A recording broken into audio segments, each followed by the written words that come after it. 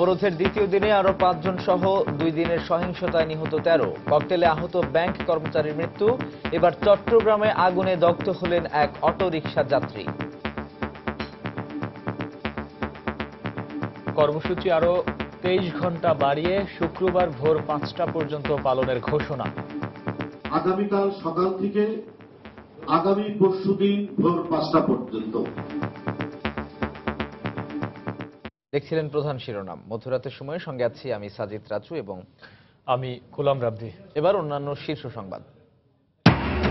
নিরাপদ যোগাযোগ মাধ্যম রেলপথেও এখন চলছে নির্বিচার নাশকতা। গত 10 মাসে রেলের 30 কোটি টাকার ক্ষতি।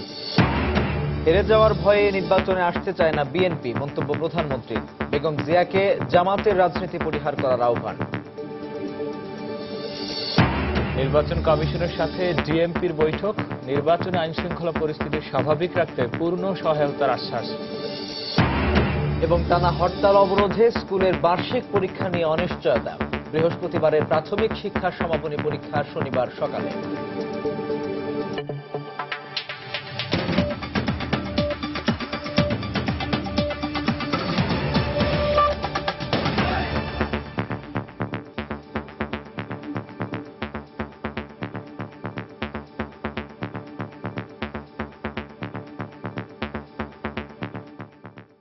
আঠারো দলের ডাকা অবরোধের দ্বিতীয় দিনে বুধবার সিরাজগঞ্জ, চট্টগ্রামের সাতকানিয়া ও পটিয়া এবং গাজীপুরের কালীগঞ্জে আরো 5 জন নিহত হয়েছে। এ নিয়ে গত 2 দিনের অবরোধে সারা দেশে মারা গেলেন 13 জন। এদিকে রাজশাহী, চট্টগ্রাম, বরিশাল, খুলনা সহ দেশের বিভিন্ন স্থানে পুলিশের সাথে বিএনপি ও জামাত কর্মীদের ব্যাপক সংঘর্ষ হয়েছে। আর এতে আটক করা হয়েছে বিএনপি ও জামায়াতের অর্ধশতাধিক নেতাকর্মীকে। আমাদের ব্যুরো রিপোর্টার ও প্রতিনিধিদের পাঠানো তথ্য ও ছবি নিয়ে দেখুন রিপোর্ট। অবরোধের দ্বিতীয় দিন সকালে রাজশাহী মহানগরীতে বিএনপির যুগ্ম মহাসচিব মিজানুর রহমান মিনুর নেতৃত্বে একটি মিছিল বের হয়। সোনাদিঘির মোড় এলাকায় যাবার পর মিছিলে পুলিশ বাধা দিলে শুরু হয় সংঘর্ষ। প্রায় ঘণ্টাব্যাপী চলা এই সংঘর্ষে 10 পুলিশ সহ অন্তত 25 জন আহত হন।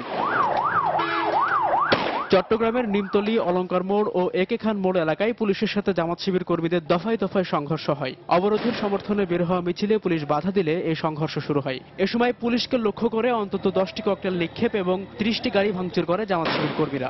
সংঘর্ষে অন্তত 30 জন আহত হন। এছাড়া পটিয়ায় পিকেটারদের ধাওয়ার মুখে টেম্পো উল্টে চালকের মৃত্যু হয়। সিরাজগঞ্জের বেলকুচিতে অবরোধ সমর্থক, অবরোধ বিরোধী ও পুলিশের ত্রিমুখী সংঘর্ষে মাসুম বিল্লাহ ও আব্দুল জলিল নামে 2 যুবকের মৃত্যু হয়েছে। আহত হয়েছেন উভয় পক্ষের আরও অন্তত 20 জন। নিহতদের নিজেদের কর্মী বলে দাবি করেছে বিএনপি ও জামাত। বরিশালে পুলিশের সাথে অবরোধকারীদের সংঘর্ষে কমপক্ষে 25 জন আহত হন। অবরোধের সমর্থনে বের হওয়া মিছিলে পুলিশ লাঠিচার্জ করলে এই সংঘর্ষ শুরু হয়। খুলনায় অবরোধের সমর্থনে বের হওয়া মিছিলে বাধা দেওয়াকে কেন্দ্র করে পুলিশের সাথে সংঘর্ষে 18 দলের অন্তত 19 নেতাকর্মী আহত হন। নরসিংদীতে বিএনপির কেন্দ্রীয় নেতা খায়রুল কবির খোকনের নেতৃত্বে একটি মিছিল বের হয়। মিছিলটি কিছুদূর যাবার পর বাধা দিলে পুলিশের সাথে সংঘর্ষ শুরু হয়। এ সময় খায়রুল কবির খোকন সহ অন্তত 10 নেতাকর্মী আহত হন। এছাড়া ব্রাহ্মণবাড়িয়া, ফেনী, যশোর, ভোলা, কুষ্টিয়া, গোপালগঞ্জ, মুন্সিগঞ্জ সহ দেশের বিভিন্ন স্থান থেকে অবরোধে সহিংসতার খবর পাওয়া গেছে। তারেকুজ্জামান শিমুল, সময় সংবাদ। এদিকে রাতে চট্টগ্রামের সাতকানিয়ায় চলন্ত একটি মাইক্রোবাসে ককটেল হামলা চালিয়েছে শিবির কর্মীরা। এতে গাড়িটি উল্টে পাশের খাদে পড়ে যায়। এ ঘটনায় 1 জন মারা গেছে। রাজধানীর খিলগাঁওয়ে অবরোধ সমর্থকদের ছোড়া ককটেলে আহত ন্যাশনাল ব্যাংকের কর্মচারী আনোয়ারা বেগম মারা গেছেন। ঢাকা মেডিকেল কলেজ হাসপাতালে চিকিৎসাধীন অবস্থায় বুধবার ভোরে মারা যান তিনি। এছাড়া অবরোধের আগুনে পুড়ে হাসপাতালের বিছানায় অসহ্য যন্ত্রণা ভোগ করছেন 4 গাড়ি চালক।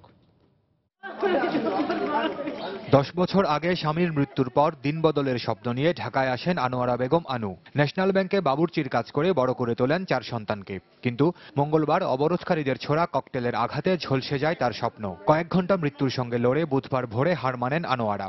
এইভাবে কেন মারবে আমার মা, সেটি আপনারা জবাব দেন। এইভাবে কেন মারবে? সে তো অন্যভাবেও মারতে পারতো। আমরা চাই সরকারের কাছে আবেদন জানাই যে সুষ্ঠু বিচার আমরা চাই। আমার বাপও নাই, মাও নাই, ভাই বোন, আমরা কিভাবে চলবো? আমাদের এছাড়া বাবা মা স্ত্রী সন্তান সহ 7 জনের সংসারের খাবার জোগাতে অবরোধের প্রথম দিন সিএনজি অটোরিকশা নিয়ে বের হয়েছিলেন সুবেদ আলী। হাতিরপুল এলাকায় দুর্বৃত্তদের দেয়া আগুনে পড়ে তার অটোরিকশা, পড়ে সুবেদ আলীর শরীর। ঢাকা মেডিকেলের আইসিইউতে চিকিৎসাধীন স্বামী আর সামনের দিনগুলোতে সংসার চালানোর খরচ জোগাড় করা, সব দুশ্চিন্তা যেন একসাথে ভর করে সুবেদ আলীর স্ত্রী আলিয়া বেগমের চোখে মুখে। জামাইয়ের লাগতে শেষ হয়েছে, আমরা কিভাবে সংসার চালাবো? আমার সংসার চালার মতন আর কিছু নেই। সাথে পরিবারে আমরা কেমনি করে কি করবো ভাই? সপ্তাহে 500 টাকা করে কিস্তি দেওয়া লাগে, ঘর ভাড়া 3 মাসের বাজে গেছে। এদিকে পুলিশ বলছে রাজপথে নাশকতা বন্ধে সর্বোচ্চ চেষ্টাই করে যাচ্ছেন তারা, কিন্তু রাজনৈতিক নেতাদের উস্কানিমূলক বক্তব্যের কারণেই ঘটছে এসব হামলার ঘটনা। বিভিন্ন ধরনের উস্কানিমূলক বক্তব্যের কারণেই এই সাধারণ মানুষকে লক্ষ্যবস্তুতে, আক্রমণের যে লক্ষ্যবস্তুতে পরিণত করা হয়েছে। তো এটি আমরা আমাদের প্রত্যাশা যে তাদের শুভ বুদ্ধির উদয় হবে। এসব চোরাগোপ্তা হামলা রোধে তথ্য দিয়ে সহায়তা করার জন্য নগরবাসীকে অনুরোধ জানান পুলিশ কর্মকর্তারা। খান মোহাম্মদ রুমেল, সময় সংবাদ, ঢাকা। এদিকে চট্টগ্রামে অবরোধকারীদের আগুনে দগ্ধ হলেন এক সিএনজি অটোরিকশা যাত্রী। বুধবার সকালে নগরীর আলমাস সিনেমা হলের সামনের এ ঘটনায় জড়িত থাকার অভিযোগে 19 জনকে আটক করা হয়েছে। পুলিশ ও প্রত্যক্ষদর্শীরা জানান, আলমাস সিনেমা হলের সামনের রাস্তায় বিক্ষোভ করছিলেন অবরোধকারীরা। এ সময় একটি সিএনজি অটোরিকশা দেখতে পেয়ে তারা দৌড়ে গিয়ে তাতে আগুন দেয়। এতে ভেতরে থাকা এক যাত্রীর শরীরে কিছু অংশ দগ্ধ হয়। পরে তাকে উদ্ধার করে চট্টগ্রাম মেডিকেল কলেজ হাসপাতালে ভর্তি করা হয়। এদিকে ঘটনার পর ওই এলাকায় তল্লাশি চালিয়ে পুলিশ 19 জনকে আটক করে।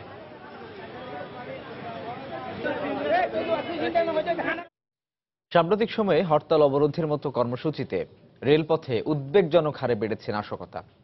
এর ফলে দেশের সবচেয়ে নিরাপদ যোগাযোগ মাধ্যম হিসেবে পরিচিত রেলপথেও এখন নিরাপদ থাকছেন না যাত্রীরা। এসব বিষয় বিবেচনায় নিয়ে উদ্বিগ্ন রেল মন্ত্রণালয়।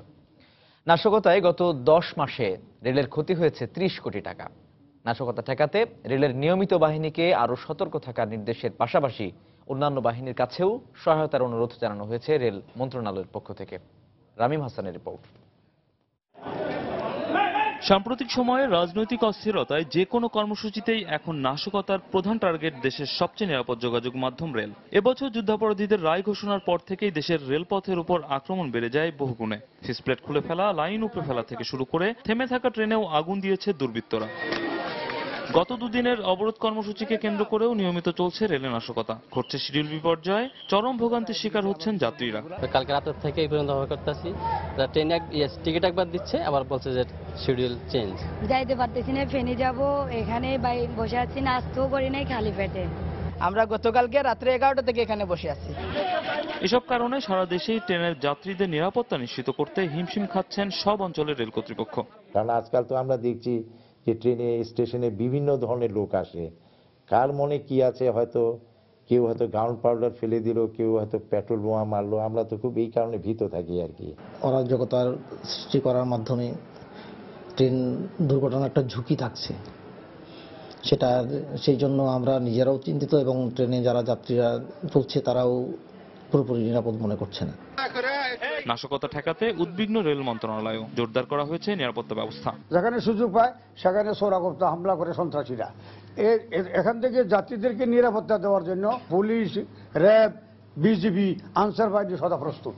স্টেশন এবং আমাদের বগি ইঞ্জিন পাহারা দেওয়ার জন্য আমাদের বিদ্যমান বাহিনীর সাথে এই যে 908 জন আনসার যোগ হলো, তাদেরকে সকল জায়গায় আমরা নিয়োগ দেব। পাশাপাশি রেলপথে নাশকতা ঠেকাতে জনসাধারণকেও সচেতন থাকার আহ্বান জানানো হয়েছে রেল মন্ত্রণালয়ের পক্ষ থেকে। রামিম হাসান, সময় সংবাদ, ঢাকা। ককটেল বিস্ফোরণের সংবাদ সংগ্রহ করতে গিয়ে অবরোধ বিরোধীদের হামলায় আহত হয়েছেন সময় সংবাদের রিপোর্টার জাফর সাদিক এবং ভিডিও জার্নালিস্ট পাভেল। বুধবার সকাল 7:15টার দিকে মিরপুরের কালশী এলাকায় এই ঘটনা ঘটে। আহত দুজনকেই হাসপাতালে ভর্তি করা হয়েছে। অবরোধকারীরা মিছিল বের করলে সংবাদ সংগ্রহের জন্য বিভিন্ন টেলিভিশনের সাংবাদিকরা সেখানে যান। এক পর্যায়ে মিছিলকারীরা ককটেলের বিস্ফোরণ ঘটিয়ে একটি সিএনজি অটোরিকশায় আগুন দেয়। এ সময় অবরোধ বিরোধী কিছু যুবক তাদের ধাওয়া করে এবং একজনকে ধরে অবরোধকারী সন্দেহে গণপিটুনি দেয়। যুবকদের কয়েকজন সাংবাদিকদের দিকে তেড়ে এসে সময় সংবাদের ক্যামেরা ভাঙচুর করে এবং পাভেলকে লাঞ্ছিত করে। এ সময় জাফর সাদিক এগিয়ে গেলে যুবকরা তাকেও মারধর করে। পরে পুলিশ এসে তাদের উদ্ধার করে।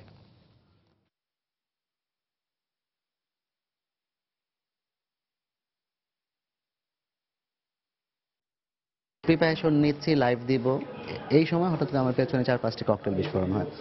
তো ককটেল বিস্ফোরণ হওয়ার পর আমার যিনি ক্যামেরা পার্সন ছিলেন তিনি ক্যামেরাটা ওদিকে জাস্ট মুভ করার সাথে সাথেই দেখলাম হঠাৎ করে ধর করে একদল লোক দৌড়ে আসছে। তো ওরা রাস্তার মধ্যে একজনকে সাসপেক্ট করলো যে পিকেটার হতে পারে, তো ওকে প্রথমে ধরলো, ধুকে ওকে মারধর করছে। তো এর মধ্যে আরো একটা গ্রুপ এসে এই ধর ওরাও এখানে আসছে, ওদেরকে ধর, ওরা কেন আসছে, ওরা কেন এগুলো ছবি নিতে আসছে, এই ছবি নেওয়া যাবে না। তো ওরা এসে পরে আমাদের উপরে অ্যাটাক করলো। তো অ্যাটাক করে ঘেরাও করে ভীষণ মারধর করলো। ক্যামেরাটা তারা ছিনিয়ে নিয়ে যায়, সেটা মানে বাঁশ দিয়ে মানে গুঁড়ো করে ফেলে। দেন আমার ব্যাকপ্যাকটাকেও আঘাত করে, আমার উপর আঘাত করে। দেন তারা আমার সাথে আমার সহকর্মী ছিল, তাকেও তারা দাবি করছিল যে তারা যুবলীগ, ছাত্রলীগ, শ্রমিক লীগ। মোটামুটি ফুলা জখম আছে, এগুলো আস্তে আস্তে ঠিক হয়ে যাবে। অবজারভেশন 24 আওয়ার পর আমরা ফাইনাল সিদ্ধান্ত দিতে পারবো। হেরে যাওয়ার ভয়ে বেগম খালেদা জিয়া নির্বাচনে আসতে চান না বলে মন্তব্য করেছেন প্রধানমন্ত্রী শেখ হাসিনা। বুধবার সকালে আওয়ামী লীগের সংসদীয় বোর্ডের বৈঠকের শুরুতে বক্তব্য রাখেন তিনি। এই সময় বিরোধী দলীয় নেতাকে জামাতের রাজনীতি পরিহার করার আহ্বান জানান প্রধানমন্ত্রী। দশম জাতীয় সংসদ নির্বাচনে আওয়ামী লীগের প্রার্থী তালিকা চূড়ান্ত করতে দলের ধানমন্ডি কার্যালয়ে বৈঠকে বসে আওয়ামী লীগের পার্লামেন্টারি বোর্ড। বৈঠকের শুরুতে দলীয় প্রধানমন্ত্রী শেখ হাসিনা বলেন, উচ্চ আদালতের নিষেধাজ্ঞার কারণে নির্বাচনে অংশ নিতে পারছে না জামায়াত, কিন্তু জামায়াতের প্রতি সহানুভূতি দেখাতেই আন্দোলনের নামে সহিংসতা করে চলেছে বিএনপি। এ সময় যুদ্ধাপরাধীদের মদদ না দিয়ে জনগণের পাশে দাঁড়াতে বিএনপি নেত্রীকে আহ্বান জানান শেখ হাসিনা। জামাত নির্বাচন করতে পারবে না বলে আজকে বিএনপি নির্বাচন বর্জন করছে, এটাও খুব দুঃখজনক। কারণ যুদ্ধ অপরাধীদের বিচার যখন শুরু হয়েছে এবং বিচারের রায় বের হচ্ছে, সেই যুদ্ধ অপরাধীদের স্বার্থ রক্ষা করতে যে জনগণের স্বার্থকে বিসর্জন দেওয়া, জনগণের ভোটের অধিকার কেড়ে নেওয়া, এই যে চেষ্টাটা আজকে বিএনপি করে যাচ্ছে, এটা অত্যন্ত দুর্ভাগ্যজনক। প্রধানমন্ত্রী বলেন, বিএনপির মধ্যে নির্বাচনে হেরে যাওয়ার ভয় কাজ করছে, এজন্যই তারা ধ্বংসাত্মক কর্মসূচি দিচ্ছে। হরতাল আর অবরোধে মানুষ হত্যার জন্য তিনি দায়ী করেন বিরোধী দলীয় নেতাকে। কোন ধরনের আন্দোলন এইভাবে মানুষকে রেল লাইনের ফিস প্লেট তুলে অ্যাক্সিডেন্ট করে মানুষ হত্যা করার ষড়যন্ত্র, এই হত্যার দায় দায়িত্ব তো বিএনপি নেত্রীকে নিতে হবে।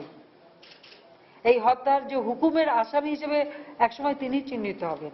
বাংলাদেশের জনগণ যদি ওই বিএনপির নেতাদের কার কটা দামি গাড়ি আছে, গাড়ির নাম্বারগুলি তালিকা নিয়ে তারাও যদি সেগুলি পোড়াতে শুরু করে আর প্রতিশোধ নিতে শুরু করে, তখন তাদের কেমন লাগবে?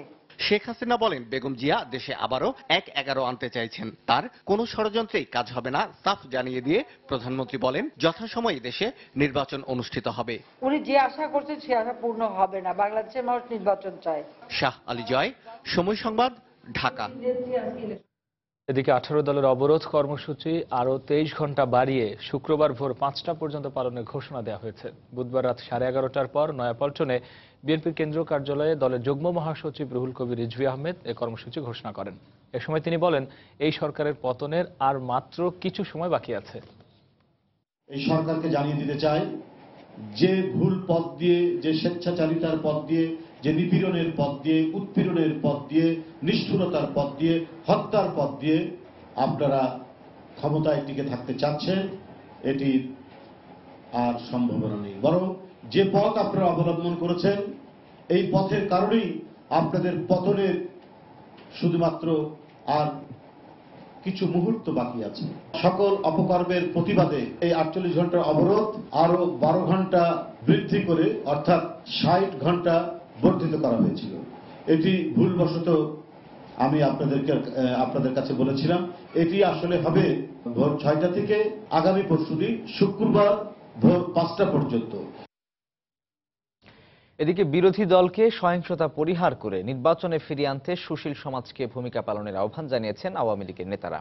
তারা বলেন, দশম জাতীয় সংসদ নির্বাচনকে কেন্দ্র করে যে সংকট সৃষ্টি হয়েছে তার নিরসনে বিরোধী দলকেই এগিয়ে আসতে হবে।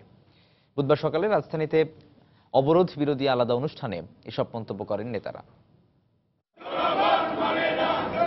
18 দলীয় জোটের ডাকা 48 ঘন্টা অবরোধের দ্বিতীয় দিনেও বঙ্গবন্ধু অ্যাভিনিউতে আওয়ামী লীগের কেন্দ্রীয় কার্যালয়ের সামনে সরব উপস্থিতি ছিল আওয়ামী লীগ ও এর বিভিন্ন অঙ্গ সংগঠনের নেতাকর্মীদের।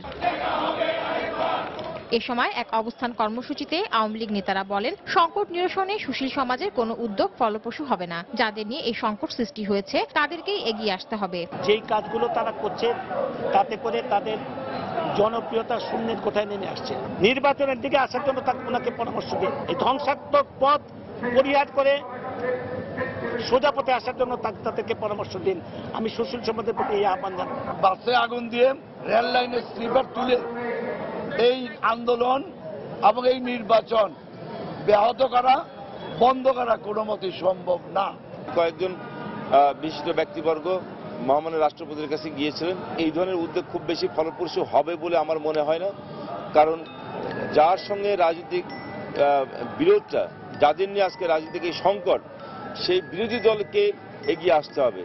একই দিন জাতীয় প্রেস ক্লাবের সামনে এক প্রতিবাদ সমাবেশে পরিবেশ ও বনমন্ত্রী ডক্টর হাসান মাহমুদ বলেন, দাবি আদায়ের নামে বিএনপি যে সহিংসতা চালিয়ে যাচ্ছে তার দায় বেগম খালেদা জিয়াকেই নিতে হবে। নির্বাচন বর্জন করার হুমকি ধমকি না দিয়ে বরং আপনাদের কোনো বক্তব্য থাকলে সেই বক্তব্য নির্বাচন কমিশনের সামনে উপস্থাপন করুন। নির্বাচনের তফসিল ঘোষণা হলো, এখনো সর্বদলীয় সরকারে যোগ দেওয়ার সুযোগ রয়েছে।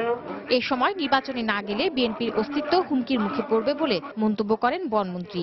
নির্বাচন কমিশনের সামনে। তাহসিনা জেসি, সময় সংবাদ, ঢাকা। মধ্যরাতের সময় আরো দেখবেন, ভর্তি পরীক্ষার নতুন পদ্ধতি বাতিলের সিদ্ধান্ত স্থগিত করায় পদত্যাগপত্র প্রত্যাহার করে নিলেন ডক্টর জাফর ইকবাল ও ইয়াসমিন হক। তফসিল ঘোষণার পর দেশের আইন শৃঙ্খলা পরিস্থিতি নিয়ে বুধবার প্রধান নির্বাচন কমিশনারের সঙ্গে বৈঠক করেছেন ঢাকা মহানগর পুলিশ কমিশনার বেনজির আহমেদ। এ সময় নির্বাচনের সময় আইন শৃঙ্খলা রক্ষায় সব ধরনের সহায়তার আশ্বাস দিয়েছেন তিনি। বৈঠক শেষে সাংবাদিকদের সঙ্গে কথা বলেন ডিএমপি কমিশনার। ক্ষেত্রেও নির্বাচন কমিশনারের একটা গুরুত্বপূর্ণ ভূমিকা রয়েছে। ইলেকশন কমিশন আমাদের যে সকল নির্দেশ দেবে, যেগুলো আমাদের দায়িত্বের আওতায় পড়ে, এগুলোকে অবশ্যই আমরা এক্সিকিউট করব। যে কোনো অরাজকতা, অপচেষ্টা, অপপ্রয়াসকে অবশ্যই আমরা শক্ত হাতে, রাষ্ট্রীয় যে বিধিবিধান রয়েছে, লিগ্যাল প্রসিডিওর রয়েছে, তার আওতায় আমরা এটাকে কঠোরভাবে আমরা হ্যান্ডেল করে মোকাবেলা করব। চলমান রাজনৈতিক অস্থিরতায় ক্ষতিগ্রস্ত হচ্ছে স্কুল কলেজের শিক্ষার্থীদের শিক্ষা জীবন। টানা হরতাল আর অবরোধের কারণে স্কুলগুলোতে পরীক্ষা নেওয়া যাচ্ছে না সময় মতো। বারবার পরীক্ষা পিছিয়ে যাওয়ায় হতাশ হয়ে পড়ছে শিশু শিক্ষার্থীরা। কামরুল হাসানের রিপোর্ট। রাজনৈতিক অস্থিরতায় জেএসসি এবং প্রাথমিক শিক্ষা সমাপনীর মতো বোর্ড পরীক্ষার পাশাপাশি ক্ষতির মুখে পড়ছে অন্য শিক্ষার্থীরাও। নির্দলীয় তত্ত্বাবধায়ক সরকারের দাবিতে 18 দলীয় জোটের টানা হরতাল আর অবরোধের কারণে নেওয়া যাচ্ছে না স্কুলের পরীক্ষাগুলো। খোলার দিনগুলোতে হরতাল বা অবরোধ থাকায় অনেক স্কুলে বন্ধের দিনে নেওয়া হচ্ছে পরীক্ষা। এই কারণে পড়াশোনায় শিক্ষার্থীদের আগ্রহে ভাটা পড়ছে বলে অভিযোগ স্কুল শিক্ষকদের। হরতাল বা অবরোধের কারণে সেই নির্ধারিত পরীক্ষাটা বন্ধ হয়ে যায়, এটা শিক্ষার্থীদের জন্য খুব পরীক্ষার জন্য খুব অসুবিধা হয়ে দাঁড়ায়। কারণ যেভাবে তাদের প্রস্তুতি ছিল, যেভাবে তাদের মনোযোগ ছিল, এই মনোযোগটা সম্পূর্ণভাবে নষ্ট হয়ে যায় এবং ওই পরীক্ষাটা কোনোভাবেই আগে যে প্রস্তুতি নিয়ে যেভাবে দিয়েছিল, আমরা যখন এটা হরতাল বা অবরোধের কারণে যখন চেঞ্জ করে দেই, তখন ওই ডেটে যে আর সেভাবে ভালো পরীক্ষা দিতে পারে না। অনেক সময় ঝুঁকি নিয়েই পরীক্ষা বা ক্লাস চালাতে হয় শিক্ষকদের, কিন্তু সেক্ষেত্রে ভয়ে অনেক ছাত্রছাত্রী ক্লাসে আসতে চায় না। আগামীকাল স্যার পরীক্ষা হবে কিনা আমাকে ফোন করে, আমার ক্লাস টিচারদেরকে ফোন করে, তারপরে স্টুডেন্ট মাস্টারদেরকে ফোন করে। অভিভাবকরা এবং পরীক্ষার্থীরা এরা একটু উদ্বিগ্ন থাকে।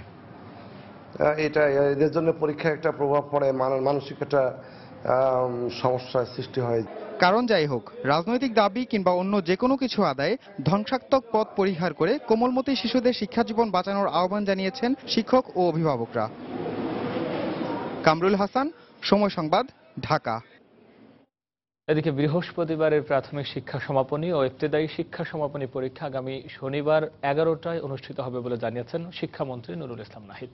বুধবার সন্ধ্যায় সচিবালয়ে পরীক্ষার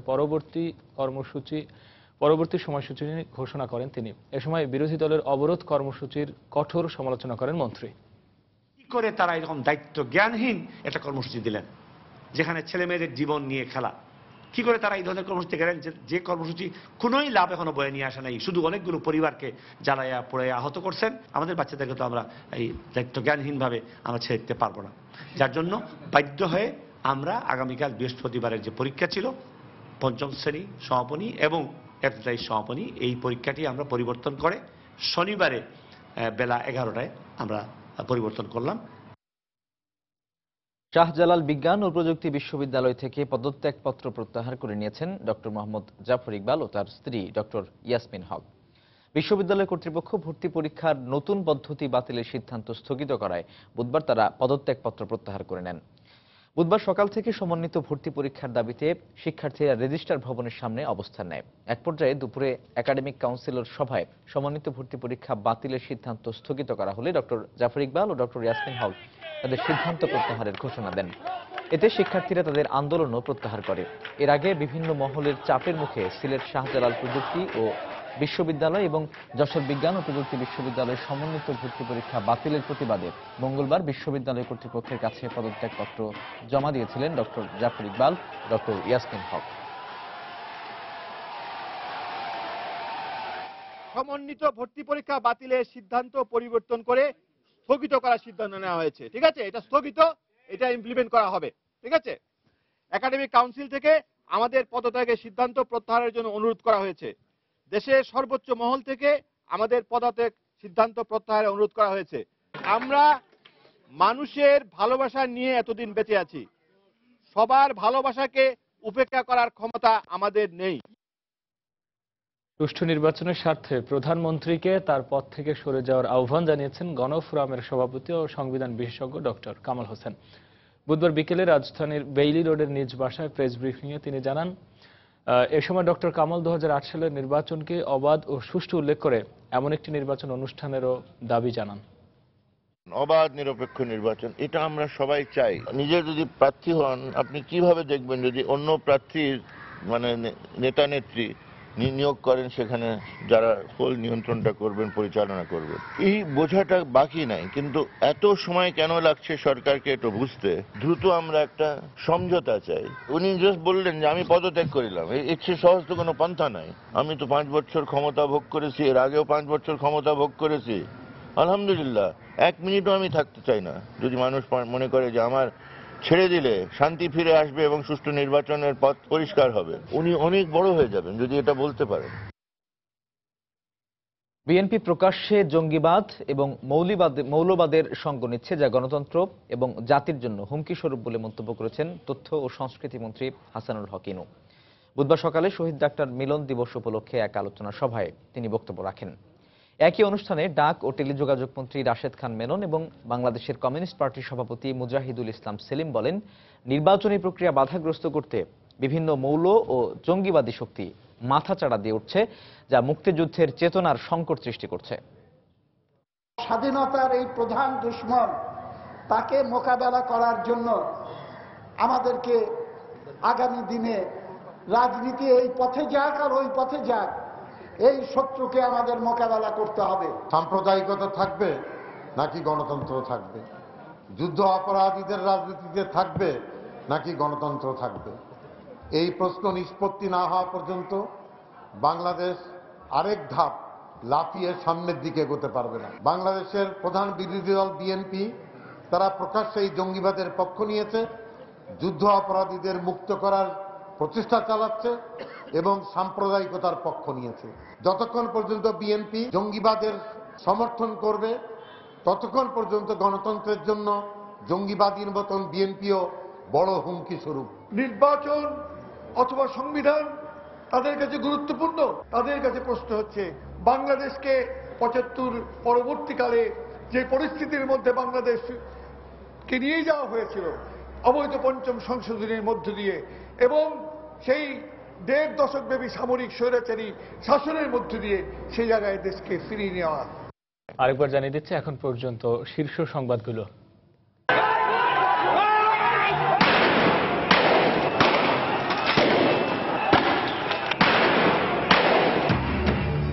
অবরোধের দ্বিতীয় দিনে 5 জন সহ 2 দিনের সহিংসতায় 13 জন নিহত। কর্মসূচি শুক্রবার ভোর 5টা পর্যন্ত বাড়ালো 18 দল। নিরাপদ যোগাযোগ মাধ্যম রেলপথেও এখন চলছে নির্বিচার নাশকতা। গত 10 মাসে রেলের 30 কোটি টাকার ক্ষতি। হেরে যাওয়ার ভয়ে নির্বাচনে আসতে চায় না বিএনপি, মন্তব্য প্রধানমন্ত্রীর। বেগম জিয়াকে জামাতের রাজনীতি পরিহার করার আহ্বান। নির্বাচন কমিশনের সাথে জিএমপির বৈঠক। নির্বাচনে আইনশৃঙ্খলা পরিস্থিতি স্বাভাবিক রাখতে পূর্ণ সহায়তার আশ্বাস। এবং টানা হরতাল অবরোধে স্কুলের বার্ষিক পরীক্ষা নিয়ে অনিশ্চয়তা। বৃহস্পতিবারের প্রাথমিক শিক্ষা সমাপনী পরীক্ষা শনিবার সকালে। যশোর সদর উপজেলার উপশহরে জামায়াতের এক নেতাকে গুলি করে হত্যা করেছে সন্ত্রাসীরা। বুধবার রাত ৮টার দিকে হত্যাকাণ্ডের এই ঘটনা ঘটে। পুলিশ জানায় আব্দুল হাই সিদ্দিকী বুলবুল নামের ওই জামায়াত নেতা তার নিজ বাড়িতে বসে কম্পিউটারে কাজ করছিলেন।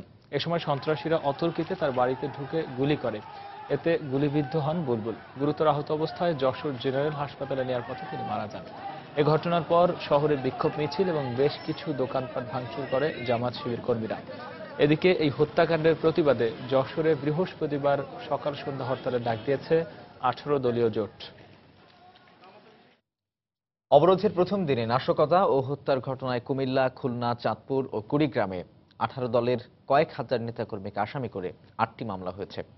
কুমিল্লার চরথায় অবরোধকারীদের সাথে সংঘর্ষে বিজিবি সদস্য নিহতের ঘটনায় বুধবার সকালে 81 জনের নাম উল্লেখ সহ 18 দলের অজ্ঞাতনামা আরও অন্তত 500 নেতাকর্মীকে আসামি করে একটি মামলা করে পুলিশ। এদিকে লাকসামে অবরোধকারীদের সঙ্গে পুলিশের সংঘর্ষের সময় রিকশা চালক বাবুল নিহত হওয়ার ঘটনায় 36 জনের নাম উল্লেখ এবং অজ্ঞাত আরও 500 জনের বিরুদ্ধে মামলা করেছেন নিহতের স্ত্রী। একই ঘটনায় পুলিশের উপর হামলার অভিযোগে নামে বেনামে প্রায় 550 জনকে আসামি করে মামলা করেছে পুলিশ। এছাড়া গত সোমবার কুমিল্লার কান্দিরপাড়ে ছাত্রদল কর্মী দেলোয়ার নিহতের ঘটনায় প্রায় 250 জনের বিরুদ্ধে মামলা হয়েছে। এসব ঘটনায় এখন পর্যন্ত 11 জনকে গ্রেপ্তার করা হয়েছে। অন্যদিকে অবরোধের প্রথম দিন সন্ধ্যায় খুলনায় 18 দল নেতাকর্মীদের সাথে পুলিশের সংঘর্ষের ঘটনায় সিটি মেয়র মনিরুজ্জামান মনি ও মহানগর বিএনপির সভাপতি নজরুল ইসলাম মঞ্জু সহ 70 জনের নাম উল্লেখ এবং অজ্ঞাতনামা আরও প্রায় 250 জনকে আসামি করে 2টি মামলা করেছে পুলিশ। এছাড়া চাঁদপুরের কচুয়ায় প্রায় 350 এবং ঠাকুরগাঁওয়ে প্রায় 250 জনের বিরুদ্ধে 2টি মামলা করেছে পুলিশ। চলতি বছর 2 লাখ টন আমন ধানের চাল সংগ্রহের লক্ষ্যমাত্রা নির্ধারণ করেছে সরকার। বুধবার সকালে সচিবালয়ে অর্থমন্ত্রী, বাণিজ্যমন্ত্রী ও খাদ্যমন্ত্রীর সাথে খাদ্য অধিদপ্তরের food planning and monitoring committee FPMCর বৈঠকে এ লক্ষ্যমাত্রা নির্ধারণ করা হয়। বৈঠক শেষে খাদ্যমন্ত্রী রমেশ চন্দ্র সেন সাংবাদিকদের জানান, প্রতি কেজি চাল কেনা হবে 30 টাকা দরে। তবে বিশ্লেষকরা বলছেন, সারা দেশে উৎপাদনের তুলনায় এ সংগ্রহের লক্ষ্যমাত্রা খুবই কম, তাই এতে খুব একটা লাভবান হবেন না কৃষক। সানবির উপলের রিপোর্ট। চলতি মৌসুমে দেশে 58 লাখ হেক্টর জমিতে আমন আবাদ হয়েছে। অনুকূল পরিবেশ থাকায় ফলনও ভালো হয়েছে। উৎপাদন লক্ষ্যমাত্রা প্রায় 1,30,00,000 মেট্রিক টন ছাড়িয়ে যাওয়ার ধারণা করা হচ্ছে। এর মধ্যে উৎপাদন মৌসুমে 1 ডিসেম্বর থেকে 28 ফেব্রুয়ারি পর্যন্ত সময়ে 2 লাখ মেট্রিক টন চাল কেনার সিদ্ধান্ত নিয়েছে সরকার। খাদ্য মন্ত্রণালয়ের হিসাবে এবার ধানের উৎপাদন খরচ 17 টাকা 2 পয়সা আর চালের উৎপাদন খরচ পড়বে 25 টাকা 42 পয়সা। রেট আমরা নির্ধারণ করেছি 30 টাকা। বাজারে বর্তমান যা দাম, সেই দামের তুলনায় কিন্তু সামঞ্জস্যপূর্ণ। যে চালটা খরিদ করব, এটা আমরা কৃষককে ন্যায্য দাম দেওয়ার জন্য কিন্তু খরিদ করতেছি। এইভাবে যদি আমরা কিনতে পারি, বিদেশ থেকে কোনো খাদ্য আমদানি করতে হবে না। 3 আবাদ মৌসুমে সারা বছর গড়ে 3,35,00,000 টন ধান উৎপাদন হয়। এর মধ্যে 56% বোরো, 38% আমন এবং 6% আউশ ধান হয়। এই হিসেবে সরকারের এই সংগ্রহ মোট উৎপাদনের তুলনায় খুবই কম। তাই কৃষকদের সুফল দিতে চালের পাশাপাশি ধান সংগ্রহে আরো বেশি খাদ্য গুদাম তৈরির পরামর্শ বিশ্লেষকদের। তো সরকার যেটা কিনবে, এটার একেবারেই নেগলিজিবল একটা অংশ হয়তো কৃষকের কাছ থেকে সরাসরি যাবে। গভর্নমেন্ট 20 লাখ, 30 লাখ, 50 লাখ বা 1 কোটি মেট্রিক টন চাল রাখার জন্য গভর্নমেন্টের একটা ক্যাপাসিটি ওখানে থাকতো, তাহলে কিন্তু এটা দেখা যেত সরাসরি এটার প্রভাবটা ওইভাবে গিয়ে পড়তো। এই কারণে গভর্নমেন্টের এই প্রাইসটার প্রভাবটা অতটা লার্জ স্কেলে কৃষক এই বেনিফিটটা কৃষক ওখানে বুঝতে পারে। গত আমন মৌসুমে 26 টাকা দরে 3 লাখ মেট্রিক টন চাল সংগ্রহ করেছে সরকার। সানবির রূপল, সময় সংবাদ, ঢাকা। ব্যক্তি মালিকানাধীন বহুমুখী প্রতিষ্ঠান পারটেক্স স্টার গ্রুপের সাথে একটি কর্পোরেট চুক্তি স্বাক্ষর করেছে টেলিযোগাযোগ প্রতিষ্ঠান এয়ারটেল বাংলাদেশ লিমিটেড। বুধবার বিকেলে পারটেক্স স্টার গ্রুপের তেজগাঁ কার্যালয়ে চুক্তিটি স্বাক্ষরিত হয়। চুক্তির আওতায় পারটেক্স স্টার গ্রুপ এয়ারটেলের সর্বোচ্চ মানের বিভিন্ন সেবা ভোগ করবে। দুই প্রতিষ্ঠানের দায়িত্বশীল ব্যক্তিবর্গের উপস্থিতিতে চুক্তিটি স্বাক্ষর করেন এয়ারটেল বাংলাদেশ লিমিটেডের চিফ অপারেটিং অফিসার রাজশীল কৌল এবং পারটেক্স স্টার গ্রুপের managing director Aziz Al Mahmud. all the leading corporates.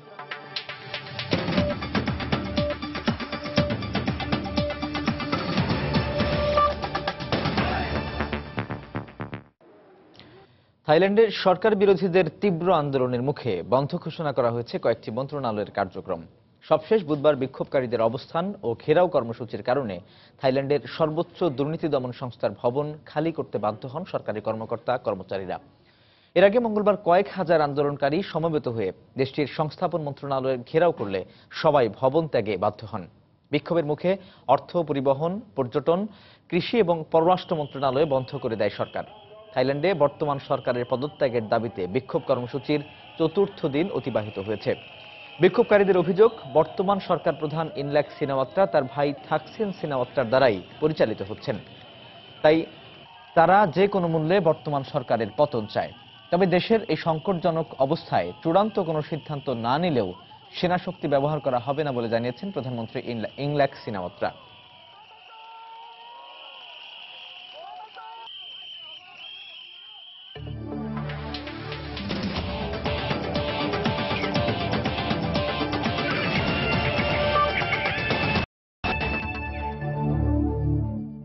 2015 সালের অস্ট্রেলিয়া নিউজিল্যান্ড বিশ্বকাপ পর্যন্ত বাংলাদেশ দলের অধিনায়কের দায়িত্বে থাকছেন মুশফিকুর রহিমই।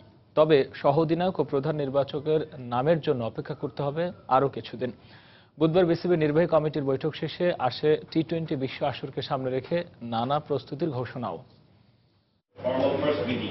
দায়িত্ব বুঝে নিয়ে আনুষ্ঠানিক একটি বৈঠক করেছিলেন আগেই। তবে এবার প্রথমবারের মতো নির্বাহী কমিটির সদস্যদের নিয়ে বসলেন বাংলাদেশ ক্রিকেট বোর্ডে নির্বাচিত সভাপতি নাজমুল হাসান পাপন, বিসিবির ভাইস প্রেসিডেন্ট, প্রধান নির্বাচক, জাতীয় দলের অধিনায়ক সহ আসন্ন টি-20 বিশ্ব আসরের প্রস্তুতি নিয়ে হয়েছে বিস্তারিত আলোচনা। আপাতত সেখান থেকে অধিনায়কের নামটি জানা গেল। মুশফিকুর রহিমকে একেবারে 2015 ওয়ার্ল্ড কাপ বিশ্বকাপ পর্যন্ত তাকেই ক্যাপ্টেনটা আমরা ঠিক করে ফেলেছি।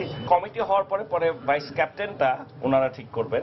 এছাড়াও আসন্ন টি-20 বিশ্ব আসরকে সর্বোচ্চ গুরুত্ব দিয়ে দ্রুতই ঘরের মাঠে ছোট দৈর্ঘ্যের ম্যাচ আয়োজনের ঘোষণাও এলো বিসিবির পক্ষ থেকে। টি-20 টুর্নামেন্ট শুরু করব এইটা ঠিক করেছি। আমরা হয়তো 4টা ভাগ করে নিয়ে 4টা টিমকে করব, ইস্ট, ওয়েস্ট, নর্থ, সাউথ করে একটা টিম করে আমরা 60টা প্লেয়ার নিয়ে একটা টি-20 টুর্নামেন্ট করব। এটা শায়লা পারভিন, সময় সংবাদ, ঢাকা। পাকিস্তান দক্ষিণ আফ্রিকা ওয়ানডে সিরিজ প্রসঙ্গ। ওয়ানডে ক্যারিয়ারের 500তম ম্যাচেও নিজেদের অর্জিত চোকার নামটা গা থেকে মুছতে পারল না দক্ষিণ আফ্রিকা। পোর্ট এলিজাবেথে 3 ম্যাচ সিরিজের দ্বিতীয় ওয়ানডেতে পাকিস্তানের কাছে তারা হারে মাত্র 1 রানে। ফলে 1 ম্যাচ হাতে রেখেই সিরিজ নিজেদের করে নিল পাকিস্তান। আগে ব্যাট করে সফরকারীদের দেয়া 263 রানের টার্গেট তাড়া করে 261 রানে থামে স্বাগতিকরা। বৃষ্টিবিঘ্নিত 45 ওভারের ম্যাচে টস হেরে ব্যাটিংয়ে নামা পাকিস্তান দলীয় মাত্র 22 রানে জামশেদ ও হাফিজকে হারিয়ে বিপাকে পড়ে। তবে ওপেনার আহমেদ শেহজাদের ব্যাটিং দৃঢ়তায় এবং মিডল অর্ডারের সহযোগিতায় 263 রানের টার্গেট দেয় পাকিস্তান। শেহজাদ 102, শোয়েব মাকসুদ ও উমর আকমল করেন সমান 42 রান। ডেল স্টেইন নেন 6 উইকেট। জবাবে ব্যাটিংয়ে নামা দক্ষিণ আফ্রিকা ধীর গতিতে শুরু করলেও আমলা ও ডিককের ব্যাটে এগিয়ে যেতে থাকে।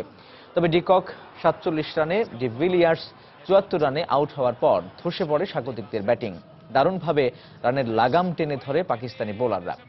দলের পক্ষে সর্বোচ্চ স্কোরার হাশিম আমলা 98 রানে আউট হলে শেষ পর্যন্ত আর ম্যাচ বাঁচাতে পারেননি ক্রিজে থাকা মিলার ও ম্যাকলারেন। ফলে 6 উইকেটে 261 রানে থামে প্রোটিয়ারা।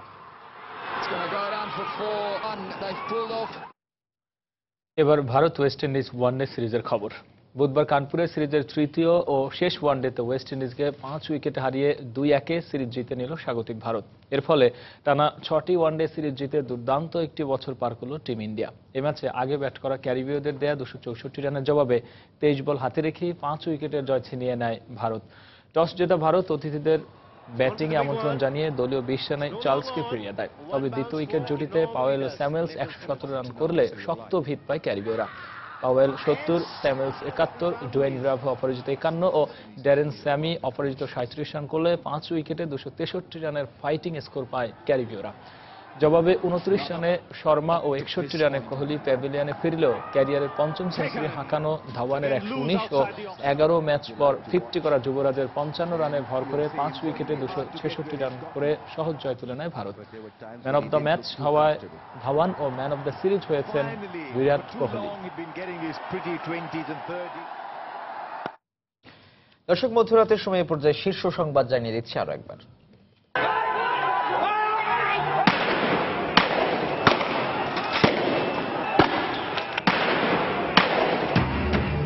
অবরোধের দ্বিতীয় দিনে 5 জন সহ 2 দিনের সহিংসতায় 13 জন নিহত।